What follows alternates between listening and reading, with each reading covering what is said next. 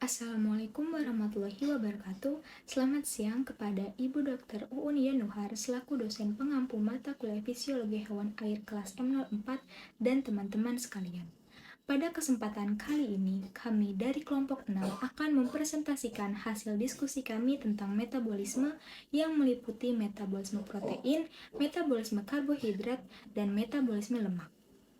Berikut adalah nama anggota kelompok 6 yang terdiri dari Nabila Rizky Ramadan, Muhammad Bintang, dan Safa Aina.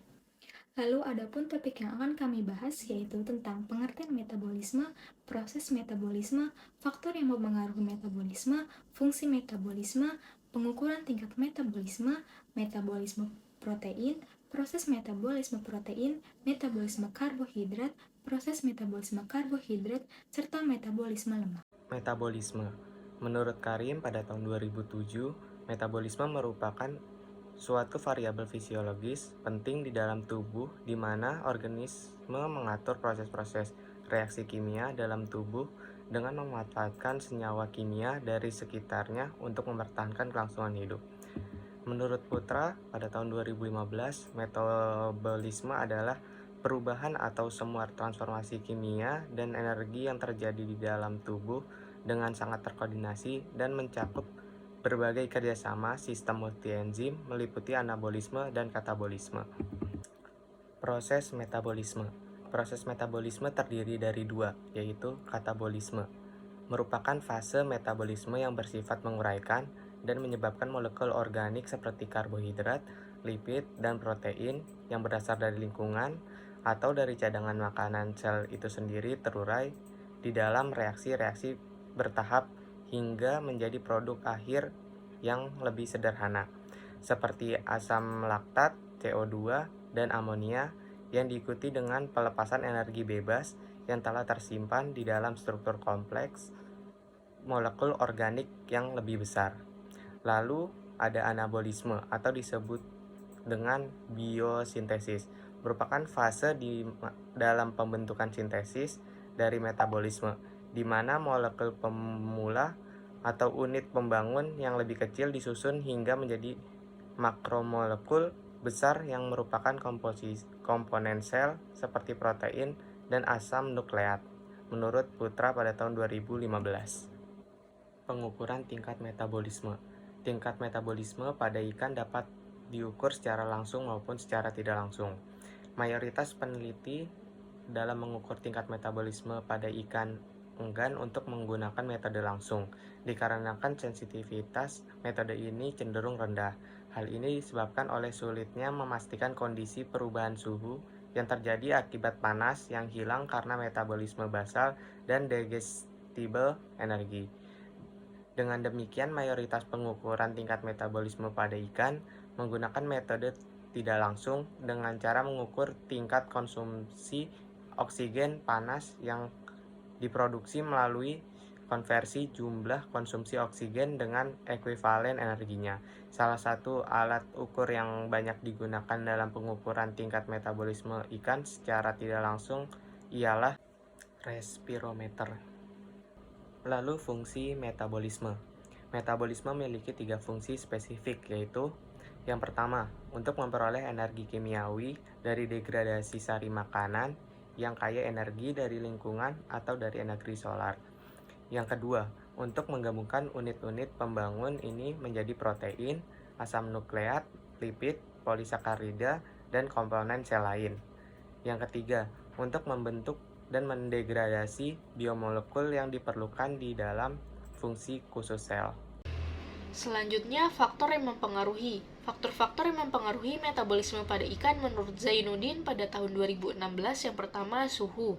Suhu berperan penting terhadap laju metabolisme ikan karena suhu dapat mengatur proses metabolisme dalam tubuh.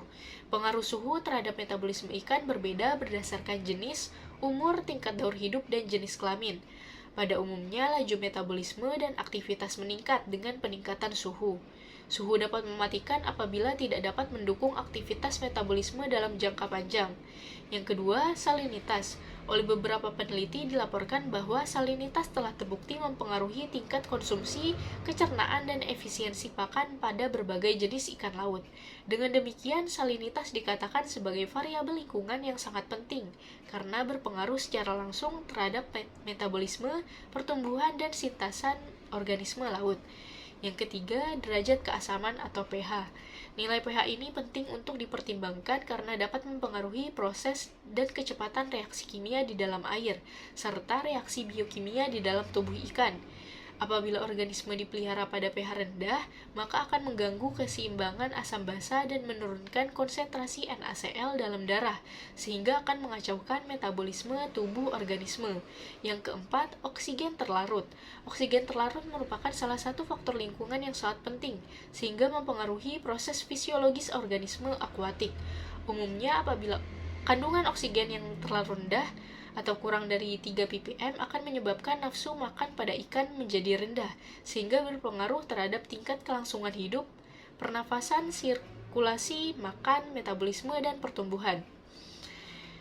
Yang terakhir, amonia dan nitrit. Amonia dapat digunakan langsung oleh tumbuhan akuatik atau terlebih dahulu diubah menjadi nitrat dan nitrit oleh bakteri Nirozomonas sp dan bakteri Nitrobacter sp.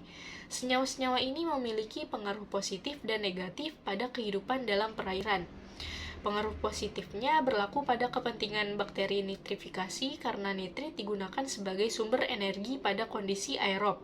Sedangkan pada kondisi anaerob, nitrit digunakan sebagai akseptor elektron untuk menggantikan posisi oksigen yang tidak terdapat dalam perairan. Nah, untuk keperluan kelangsungan hidup dan pertumbuhan kadar amonia dalam media pemeliharaan hendaknya tidak melebihi dari 0,1 ppm dan nitrit tidak lebih dari 0,5 ppm. Metabolisme protein.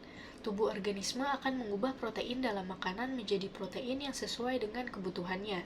Secara kimia, terdapat dua proses dasar yang harus diselesaikan untuk sintesis protein, yaitu sintesis asam amino dan konjugasi asam amino yang sesuai untuk membentuk masing-masing jenis protein pada setiap sel. Nah, terdapat 21 jenis asam amino, 10 diantaranya merupakan asam amino esensial yang harus terdapat dalam kandungan makanan, yaitu treonin, metionin, arginin, lisin, valin, triptopan, leusin, asuleusin, penilalanin, dan histidin. Dibandingkan dengan hewan darat, ikan memiliki tingkat kebutuhan protein yang tinggi, di mana otot menjadi organ utama tempat protein menumpuk dan protein dalam otot menyumbang sekitar 50% dari total protein pada tubuh ikan. Dalam proses ini, hati menjadi salah satu organ besar yang memiliki sistem khusus dalam mengolah asam amino dan menyimpan protein dalam jumlah yang besar. Nah, namun sel dalam tubuh tetap memiliki batas toleransi dalam menimbun protein. Apabila telah mencapai batas maksimal, maka setiap penambahan asam amino dalam tubuh akan dipecahkan dan digunakan sebagai energi atau disimpan dalam bentuk lemak. Nah, berikut ini merupakan gambaran dari proses metabolisme protein. Jadi, makanan yang masuk ke dalam mulut ikan akan dipecah menjadi molekul-molekul dengan bantuan enzim, hingga membentuk asam amino yang akan diserap di dalam usus halus. Asam amino ini akan disebar dan diserap ke jaringan melalui peredaran darah sesuai dengan fungsi dan kebutuhannya, yang mana produknya akan berupa amonia dan kerangka karbon asam keto. Jika dibutuhkan, amonia ini akan digunakan untuk membentuk asam amino yang baru. Tetapi apabila tidak digunakan, maka akan dikeluarkan dalam bentuk urea yang akan terjadi dalam siklus urea. Nah, sedangkan kerangka karbon asam keto yang diperoleh akan masuk ke dalam siklus asam sitrat yang dapat digunakan untuk membentuk energi atau disimpan sebagai lemak. Lalu ada metabolisme karbohidrat. Metabolisme karbohidrat merupakan proses yang terintegrasi secara holistik dengan metabolisme protein dan lemak. Terdapat 3 golongan karbohidrat. Yang pertama, monosakarida, yaitu gula sederhana yang mempunyai 1 unit keton. Gula yang paling banyak adalah ribose, fruktosa, dan manusa. Lalu yang kedua ada polisakarida, yaitu mengandung banyak unit monosakarida, tempat penyimpanan pati, dan glikogen. Lalu yang ketiga ada oligosakarida, yaitu gabungan dari 2 atau beberapa monosakarida. Paling banyak ditemukan dalam bentuk disakarida, laktosa, dan sukrosa. Lalu pada ikan, karbohidrat disimpan sebagai glikogen yang dapat dimobilisasi untuk kebutuhan cadangan energi. Karbohidrat merupakan sumber energi utama bagi hewan mamalia, namun pada ikan kurang dapat digunakan secara efisien. Ikan hanya dapat menghasilkan sekitar 1,6 kcal dari 1 gram karbohidrat. Karbohidrat pada ikan dapat digunakan sampai sekitar 20% dalam pakan ikan.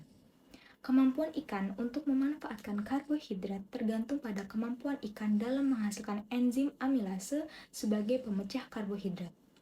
Senyawa karbohidrat dalam pakan ikan terdiri dari monosakarida, yaitu glukosa, fruktosa, dan galaktosa.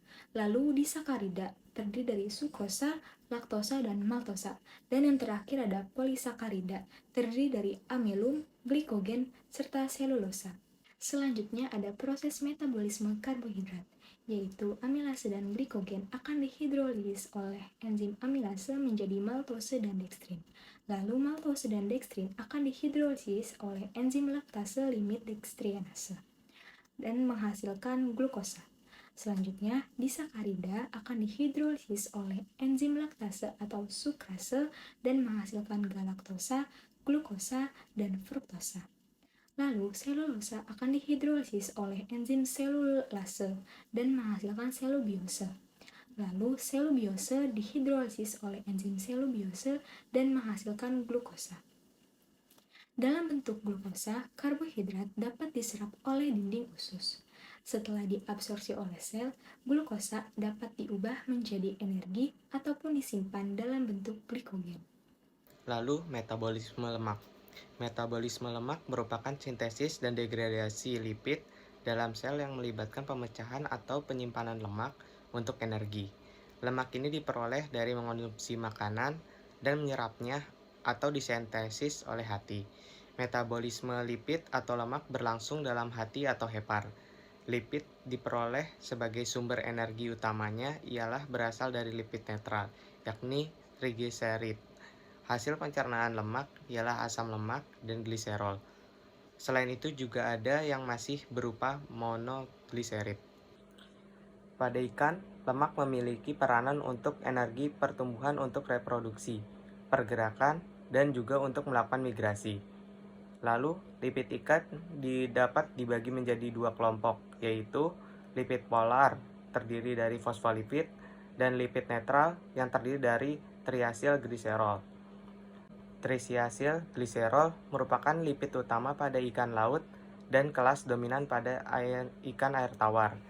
Di dalam tubuh triasil gliserol disintesis untuk disimpan dalam jaringan lemak atau untuk ditransport dalam lipoprotein atau dalam epitel mukosa, usus, dan parenkim hati, dan untuk dikeluarkan dalam air susu pada glandula mama bila keadaan laktasi. Selain itu, dalam jumlah kecil juga disintesis pada otot dan ginjal. Sekian presentasi dari kelompok kami, kurang lebihnya mohon maaf. Wassalamualaikum warahmatullahi wabarakatuh.